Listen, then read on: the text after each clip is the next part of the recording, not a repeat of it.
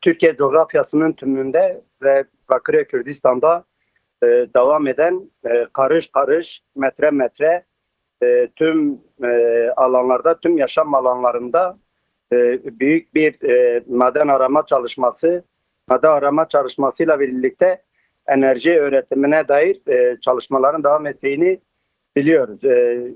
Bu Türkiye'nin hemen hemen artık her karış toprağında en üst boyutta parsellenmiş topraklarımız ve yaşam alanlarımız mevcut. Aynı zamanda bu Bakırköy Kürdistan coğrafyasında da aynı hızda, aynı şekilde devam ediyor. Gerek nadir toprak elementleri, gerekse ağır ve sanayide kullanılmakta olan tüm metallerin çıkarılmasıyla ilgili Türkiye'de ciddi bir araştırma, maden çıkarma ve maden işlemeye dönük bir çalışmanın yürüdüğünü biliyoruz.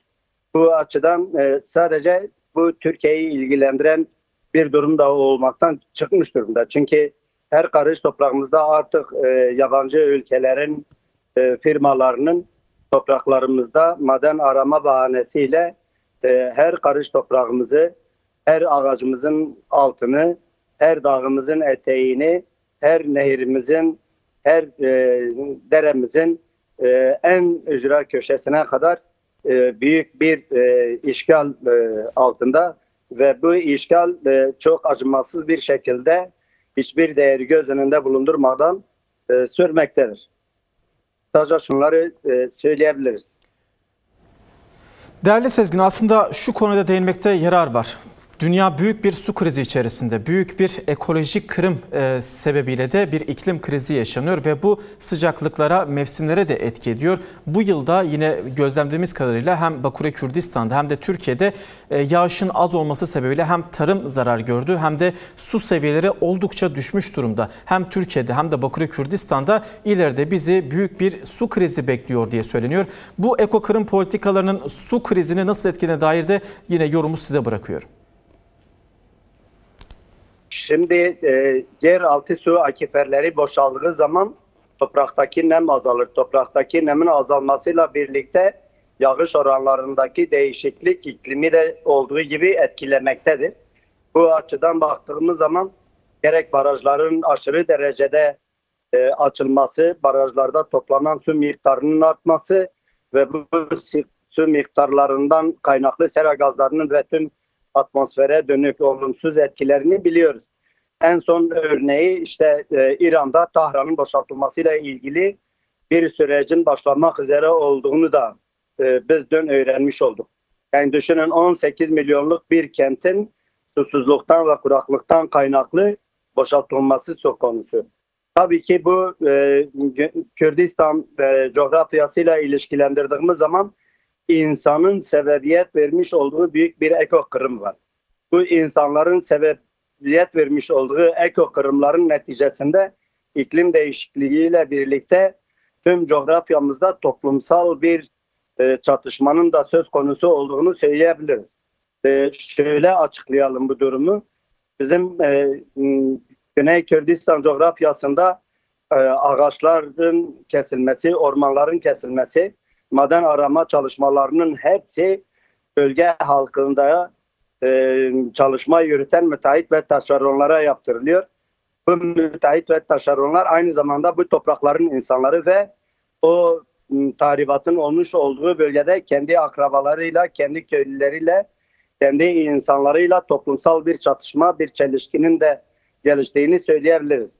İşte başında söylediğiniz gibi bir barış süreci eğer başarıya ulaşacaksa bu sürecin başarıya ulaşmasının en önemli yolu, en önemli taç ayağı toplumsal barışı sağlamaktan geçer. Toplumsal barışın sağlanmadığı bir yerde toplum ile ekosistem arasında, doğa arasındaki bir barıştan söz etmemiz çok olası değil. Bir toplumsal barışın sağlanabilmesi için önce insanların kendi doğasıyla barışık yaşayabilmesinin olmazsa olmaz olduğunu biliyoruz biz. Bu açıdan sadece insanlar arasındaki bir barışın kalıcı bir barışı ifade etmeyeceğini biliyoruz ve toplumsal bir barışın sağlanabilmesi için insanlarla doğanın da barışık bir şekilde ahlaki ve politik bir şekilde bir ahenk içerisinde bir çabanın, bir çalışmanın içerisinde olması gerektiğine inanıyoruz.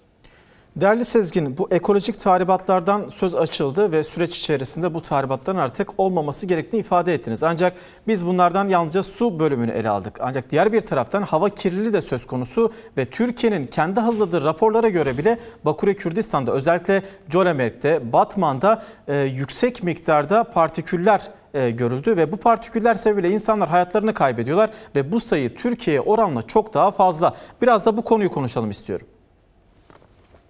Şimdi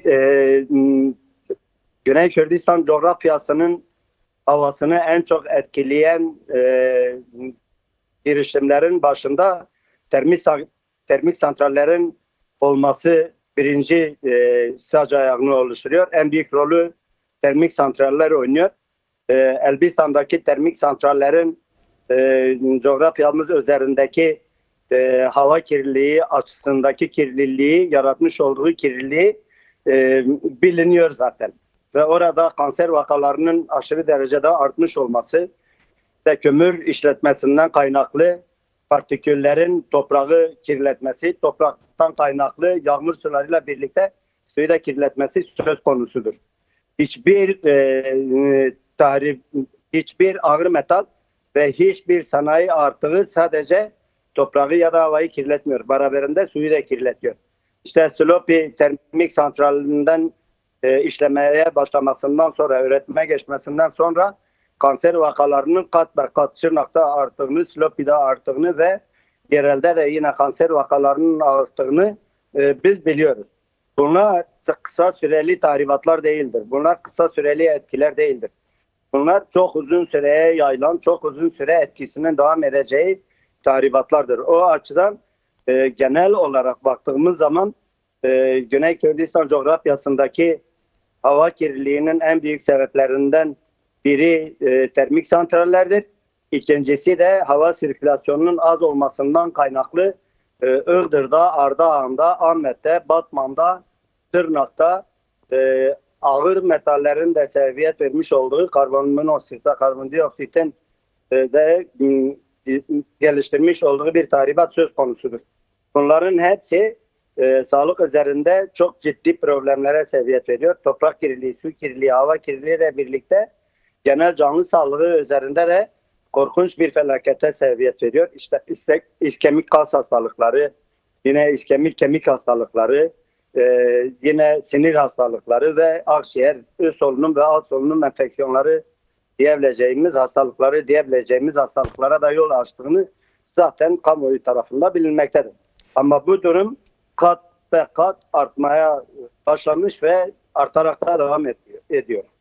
Değerli Sezgin, tahribatlardan bahsettik. Aslında bölge bölge, her bölgede az önce siz de bahsettiniz. İşte Serhat'ta, Agri'de ya da Iğdır'da fabrikalar ya da maden ocakları sebebiyle ağır metaller havaya ve suya karışıyor ve hastalığa sebep olur. Yine Elbistan'da, Afşin'de, termik santrallerde yine havayı ve suyu kirletiyor dedik. Ancak Kürdistan dediğimiz zaman, Kürdistan ormanları dediğimiz zaman aklımıza Dersim coğrafyası geliyor ve Dersim'de de belki de kentin %50'sine yakın bölgesinde, yerlerinde, yerleşkelerinde, ormanlık alanlarında ocaklar açılıyor, maden ocakları açılıyor ve bu maden ocakları da hem ormanları tahrip ediyor hem de yarattığı kirlilik sebebiyle az önce bahsettiğiniz su ve havayı da kirleterek buradaki insan ve diğer canlı formlarını da etkiliyor. Kötü şekilde etkiliyor. Buna karşı 16 Kasım'da Dersim'de bir miting yapılacak. Bu mitingin önemi nedir? Dersim için neden önemlidir bu ekokırım politikalarına karşı çıkmak? Biraz önce de dile getirdiğimiz gibi ekoloji mücadelesi, ekoloji adına yürütmüş olduğumuz çalışmaların hiçbir tanesi sadece bunun ekosistemle alakalı olmadığını biliyoruz. Öncelikle toplumsal örgütlenmeyi geliştirmek gerekiyor. Toplumsal örgütlenmeyle birlikte toplumsal barışı da sağlamak gerekiyor. Ekoloji mücadelesi öyle bir mücadele ki sadece bir partiyi, sadece bir derneği, sadece bir kurumu ya da sadece bir insanı ilgilendiren bir şey değil. Partiler üstü, ideolojiler üstü, tüm insanları ilgilendiren, her kesimden insanı ilgilendiren ve her kesimden insanın mutlaka sahip çıkması gereken bir mücadele sistematiğini oluşturmamız gerekiyor. Bu örgütlülüğü geliştirdiğimiz zaman bu tahribatların karşısında daha ciddi şekilde durabiliriz. Daha sonuç alıcı çalışmalar yürütebiliriz.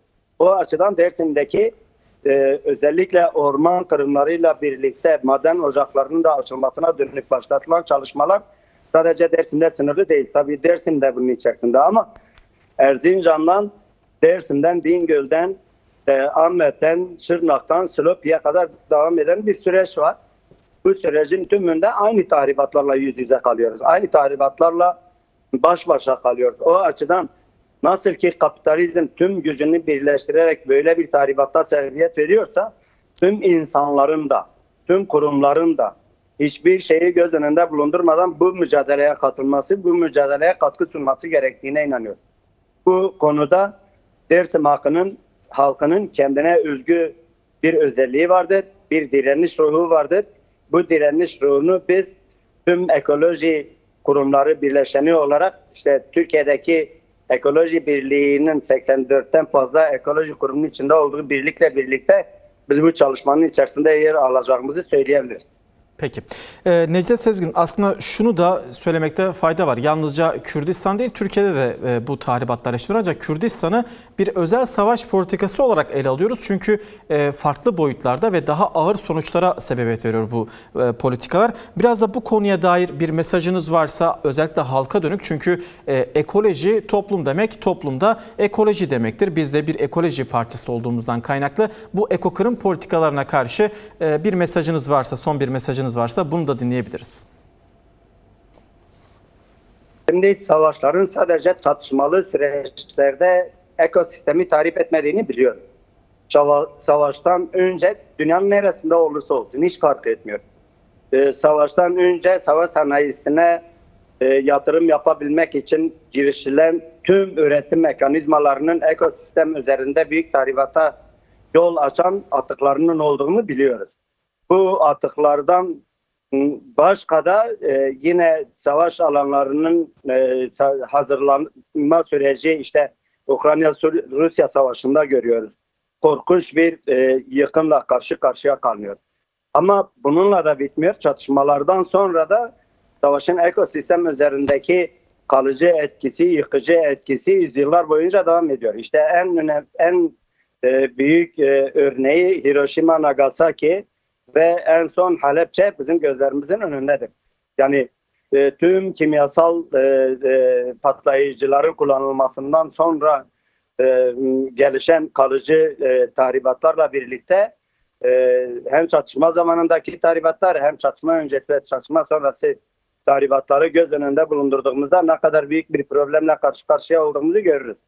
Yine Mayınsız Türkiye girişiminin yapmış olduğu araştırmalara göre 570 bin metrekareden fazla Türkiye'de mayınlı alan var. Yani tüm bu mayınlı alanların Türkiye'nin Ottawa Sözleşmesi'ne attığı imzaya göre bir an önce temizlenmesi gerekiyor. Türkiye bu açıdan çalışmaları başlatmış ama çalışmaların ne aşamada olduğunu maalesef kamuoyu bilmiyor. Mayınlı alanlar başlı başına bir ekosistem kırımıdır diyebiliriz.